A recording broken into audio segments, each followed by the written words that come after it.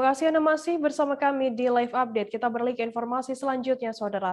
4 bus pariwisata berwarna merah muda mengalami kecelakaan lalu lintas di Tol Tangerang Merak, kilometer 69 tak jauh dari res area Bogek, Kota Serang, pada Sabtu 16 Oktober kemarin. Satu orang meninggal dunia dan belasan penumpang lainnya mengalami luka-luka.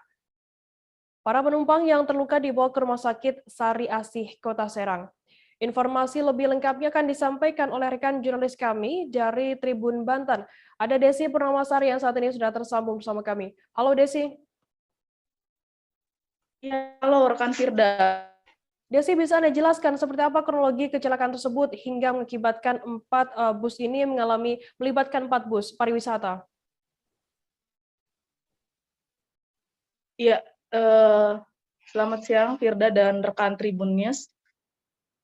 Benar, sebelumnya terjadi kecelakaan 4 bus pariwisata yang membawa rombongan peziarah.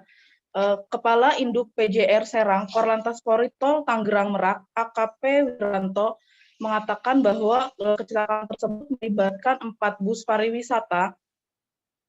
Menurutnya, kecelakaan bus tersebut dari arah Tangerang menuju Merak. Saat bus pertama mengurangi kecepatan, sedangkan bus kedua tidak mengantisipasi sehingga menabrak bus pertama dan lanjutkan dengan bus keempat. Menurut Korlantas sendiri bahwa kecelakaan ini diakibatkan karena kurangnya menjaga jarak antara kendaraan satu dengan kendaraan yang lainnya. Begitu, Firda.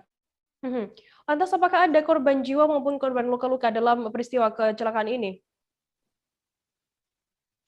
Ya, untuk korban jiwa sendiri, 1 orang meninggal dunia yaitu pengendara bus serta 18 orang lainnya luka-luka dan sudah dilarikan ke Rumah Sakit Sari Asih Kota Serang.